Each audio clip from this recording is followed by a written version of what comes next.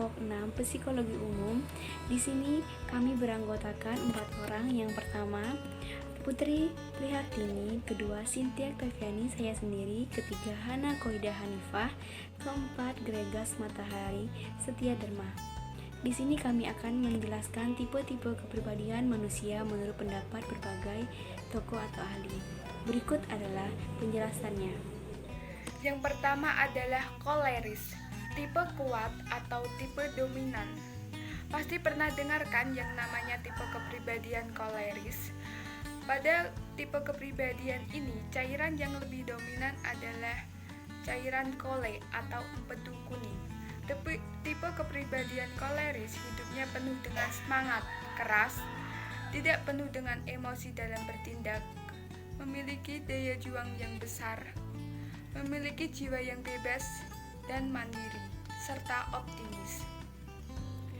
Ia adalah orang yang tegas, pandai mengorganisasi atau mengatur, berpetualang, suka tantangan, tidak mudah menyerah dan tidak mudah mengalah. Di balik itu, ia adalah orang yang cenderung jarang bersenang-senang karena terlalu serius orangnya, terpacu pada target, tujuan, dan hasil. Yang kedua adalah tipe kepribadian melankolis atau tipe sempurna. Cairan yang lebih dominan dalam tubuh yaitu cairan melankole atau empedu hitam, di mana orang yang melankolis adalah orang yang memiliki tipe kepribadian yang khas seperti cenderung bersikap rapi, teratur, terencana, dan mampu mempertimbangkan segala sesuatu dengan melihat detail.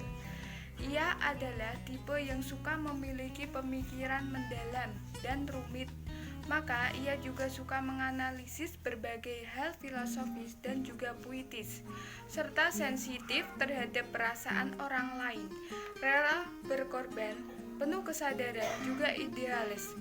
Sebaliknya, ia mudah kecewa, daya juangnya kecil, muram, pesimis, penakut, dan juga orang yang kaku. Yang ketiga adalah tipe plekmatis atau tipe cinta damai. Cairan yang lebih dominan pada tubuh yaitu cairan plekma atau lendir, di mana orang yang plekmatis adalah orang yang memiliki tipe kepribadian yang khas seperti mudah diatur, cenderung diam dan kalem, suka mengalah, memiliki rasa toleransi yang tinggi, dan tidak menyukai konflik. Ia juga seorang yang mudah bergaul, menyenangkan, punya banyak teman, perhatian, empati, cenderung sabar, dan tidak mudah marah, tidak suka terburu-buru, tenang, setia, dan santai. Karena ia cenderung mengalir apa adanya dan terkesan tidak pun memiliki tujuan hidup dan pendirian tegas. Ia pun sulit untuk menentukan pilihan, tidak pandai memberi masukan atau gagasan baru. Tipe yang keempat adalah tipe sanguinis atau tipe populer. Cairan yang lebih dominan dalam tubuh adalah cairan sanguis atau darah, di mana orang sanguinis adalah orang yang memiliki tipe kepribadian yang khas seperti suka menjadi bahan perhatian, ingin selalu disenangi oleh orang lain, mengikuti kepopuleran, memiliki rasa percaya diri yang tinggi, dan suka keramaian. Ia memiliki kepribadian yang menarik, suka berbicara, suka tampil di depan umum, mampu menghidupkan suasana, memiliki antusias yang tinggi, periang, penuh semangat, mudah mengikuti perubahan, berhati tulus, berteman dengan siapapun, bukan pendendam, dan mudah memaafkan. Sebaliknya, ia cenderung tidak terorganisir, sulit untuk fokus dan serius, tampak kekanak-kanakan, berbicara terlalu banyak, pelupa, dan hidup mudah berganti haluan. Perkenalkan, nama saya Cynthia Octaviani dengan NIM 20151510030. Di sini saya akan menjelaskan tipe kepribadian manusia menurut Carl Gustav Jung, yaitu seorang ahli penyakit jiwa dari Swiss membuat pembagian tipe kepribadian manusia dengan cara yang berbeda. Ia menyatakan bahwa kepribadian manusia tertuju pada dua arah, yaitu perhatian ke luar dirinya yang disebut ekstrovert dan ke dalam dirinya yang disebut introvert. Ekstrovert yaitu manusia yang perhatiannya lebih diarahkan ke dalam dirinya, seperti kepada orang lain atau masyarakat. Sedangkan introvert yaitu manusia yang memperhatikan lebih mengarahkan pada dirinya sendiri, misalnya saya sendiri. Berikut ini adalah tipe-tipe dari ekstrovert. Yang pertama, lancar dalam berbicara, bebas dari kekhawatiran atau kecemasan, tidak lekas malu atau tidak canggung, umumnya bersifat konservatif, mempunyai minat pada atletik, dipengaruhi oleh data objek. Berikutnya, ramah dan suka berteman, suka bekerja sama dengan orang lain, kurang memperdulikan penderitaan atau kepentingan diri sendiri, mudah menyesuaikan dirinya sendiri kepada orang lain. Tipe dari introvert lebih lancar menulis daripada berbicara, cenderung atau sering diliputi kekhawatiran, mudah malu dan canggung, cenderung bersifat radikal, suka membaca, lebih dipengaruhi oleh perasaan subjektif, jiwanya agak tertutup, lebih senang bekerja sendiri, sangat menjaga dan berhati-hati terhadap penderitaan dan miliknya, sukar beradaptasi dan kaku dalam pergaulan. Sekian penjelasan tipe kepribadian manusia menurut Carl Gustav Jung. Oke, jadi pembahasan yang ketiga adalah tipe kepribadian manusia menurut Gerard Hermans.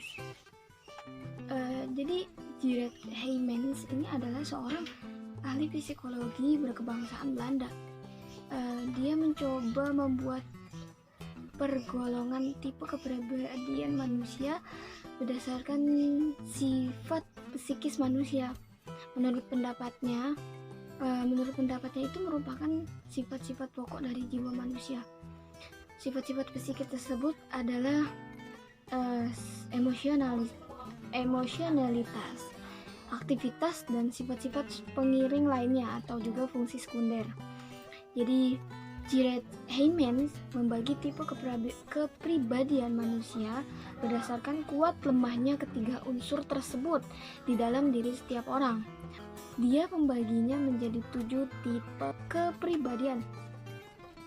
Selanjutnya kita akan bahas yaitu Gepassionerden atau bisa disebut juga dengan orang hebat, yaitu manusia yang emosional dan fungsi sekundernya kuat. Orang yang tergolong dalam tipe ini biasanya terlihat sebagai orang yang aktif. Mereka selalu bersikap keras, emosional, gila akan kekuasaan, egois, dan suka mengancam. Mereka adalah patriot yang baik, memiliki rasa kekeluargaan yang sangat kuat, dan suka menolong orang yang lemah. Yang kedua adalah Cholerici, atau bisa dibilang juga dengan orang yang garang. Manusia yang aktif dan emosional, tetapi fungsi sekundernya lemah. Mereka ini orang yang lincah, rajin bekerja, periang, pemberani, optimis, dan suka pada hal-hal yang bersifat faktual. Mereka suka kemewahan, pemboros, dan suka bertindak ceroboh tanpa berpikir panjang. Yang ketiga adalah sentimental. Sentimental ini bisa disebut juga dengan orang perayu. Orang yang tidak aktif, emosional, dan fungsi sekundernya kuat. Orang dengan tipe ini cenderung emosional, sering impulsif atau menuruti kata hati, dan pintar berbicara sehingga mudah mempengaruhi orang lain. Mereka menyukai kehidupan alam dan menjauhkan diri dari kebisingan dan keramaian. Lanjut ke nomor 4, yaitu Nerveusen atau orang penggugup. adalah manusia yang tidak aktif dan tidak sekunder, dan fungsi sekundernya lemah tetapi memiliki emosi yang kuat. Orang-orang dengan tipe ini sifatnya emosional, mudah naik darah tetapi cepat menjadi dingin kembali, suka memprotes orang lain, tidak sabar, tidak mau berpikir panjang, agresif tetapi bukan pendendam. Dan yang kelima adalah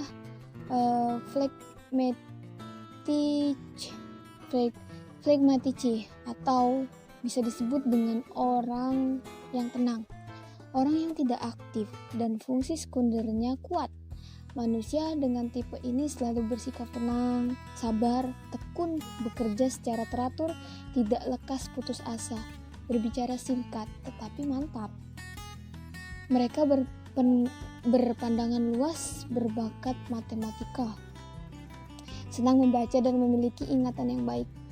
Orang dengan tipe ini umumnya rajin dan cekatan serta mampu berdiri sendiri tanpa memerlukan bantuan orang lain. Oke, lanjut ke nomor 6, yaitu sanguinici atau bisa dibilang orang kekanak-kanakan. Manusia yang tidak aktif dan tidak emosional tetapi memiliki sekundernya yang kuat. Manusia dengan tipe ini suka mengambil keputusan, kurang berani dan ragu-ragu dalam bertindak. Pemurung, pendiam, suka menyendiri, berpegang teguh pada pendiriannya dan mudah mendendam. Namun mereka tidak tergila-gila oleh kehormatan dan kekuasaan. Mereka selalu berpandangan konservatif dalam hal politik. Oke, yang terakhir adalah yang ketujuh, amorfem, yaitu orang yang tak berbentuk, orang yang tidak aktif, tidak emosional dan fungsi sekundernya lemah. Sifat-sifat orang dengan tipe ini antara lainnya kecerdasan intelektualnya kurang, picik, tidak praktis, selalu mengekor, canggung, dan ingatannya buruk. Mereka termasuk orang yang perisau, peminum, pemboros, dan cenderung membiarkan dirinya dibimbing dan dikuasai oleh orang lain. Itu dia 7 tipe kepribadian manusia menurut Jared Hymans. Jadi untuk tokoh yang keempat kita mempunyai Edward Sprenger. Jadi Edward Sprenger pada masa itu menggolongkan manusia menjadi beberapa tipe kepribadian. Sebagai contoh yaitu ada manusia politik. Jadi manusia politik ini adalah contoh manusia yang memiliki kepribadian dan sifat yang ingin mendominasi di lapisan masyarakat. Jadi setiap pemikiran dan sifat yang dihasilkan itu mempunyai maksud tertentu dalam bidang politik. Misalnya memberikan hadiah tapi ingin dipilih menjadi pemimpin kelompok pada masa itu. Lalu yang kedua ada manusia ekonomi. Manusia ekonomi sendiri adalah seseorang yang memiliki kepribadian dengan mempertimbangkan segala keadaan dengan maksud mendapatkan untung. Jadi setiap perbuatannya ini dilakukan berdasarkan asas prinsip berdagang, yaitu menghindari kerugian sekecil mungkin. Jadi prinsip berdagang dan asas berdagang ini kemudian diimplementasikan ke dalam kehidupan. Kita bisa lihat sebagai contoh etnis kaum Cina yang selalu pandai berdagang dan memiliki cara untuk mencari peluang bisnis. Untuk yang kedua ada manusia sosial. Pada dasarnya tipe manusia sosial ini merupakan gambaran umum dari kepribadian manusia yang ada ya. Kepribadian ini memiliki rasa untuk bersosialisasi namun tidak memiliki maksud tertentu seperti di contoh manusia dengan tipe politik tadi. Lalu juga tidak seperti manusia tipe ekonomi, yaitu hanya mencari untung dan mencari keuntungan seperti itu. Yang keempat ada tipe manusia agama. Manusia agama adalah seseorang yang telah menghambakan diri dan memisahkan jiwa dan pikiran untuk menghabiskan seluruh hidupnya dan mengabdi kepada Tuhan Yang Maha Esa. Jadi Di sini dia telah menemukan inti dari hidup dengan cara lebih ke metafisika ya. Dapat dilihat dari bagaimana pada masa itu ada ulama mungkin, pastor, lalu pendeta yang mereka mendedikasikan hidupnya untuk berbuat baik. Ini adalah contoh manusia agama.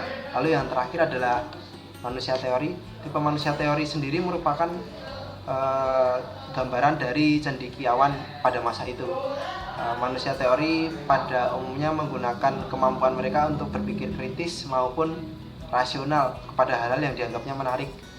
Mungkin para penemu hal-hal yang baru selain menciptakan literatur, rumus maupun metode yang lebih efisien mungkin dalam melakukan sesuatu adalah contoh dari manusia teori. Mungkin cukup sekian Presentasi yang dapat kita sampaikan. Atas banyak kekurangannya, kami haturkan permintaan maaf. Assalamualaikum warahmatullahi wabarakatuh.